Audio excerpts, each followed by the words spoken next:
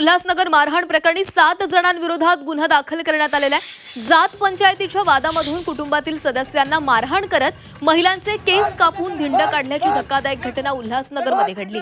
जात पंचायतीच्या निर्णयानुसार राजपूत कुटुंबाला मंदिरात प्रवेश नाकारण्यात आला होता, मात्र कुटुंबातील एका तरुणानं मंदिरामध्ये प्रवेश केल्यानं हा वाद उफाळून आला आणि यानंतर कुटुंबातील सदस्य पोलीस ठाण्यात तक्रार देण्यासाठी जात असतानाच त्यांना रस्त्यामध्ये अडवून अमानुष मारहाण करण्यात आली। यावेळी महिलांना लाथाबुक्क्यांनी मारहाण करून त्यांची धिंड काढण्यात आली।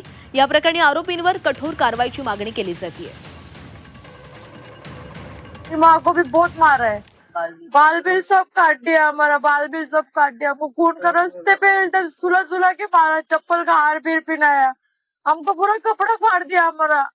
बस हमको न्याय चाहिए और दूसरा कुछ भी नहीं चाहिए। कोई कुछ नहीं बोला, पुलिस के सामने जीप में से निकाल निकाल के मारा हम लोग को, तो भी कोई कुछ नहीं बोला। तो मेरे भाई को मारा, मेरी बुआ को मारा, मेरी बहन को मारा, उसके बाद में मेरे को काम पे मारा वो लोग ने।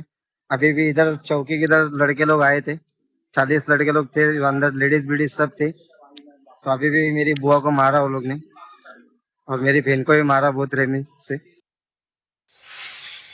दोन्ही गट जे आहेत ते एका समाजाचे आहेत आणि त्यांच्यामध्ये त्यांच्या काही जातीच्या याच्यातून वाद झालेले होते आणि त्या वादातून हा परस्पर विरोधी 2 गुन्हे दाखल झालेले आहेत।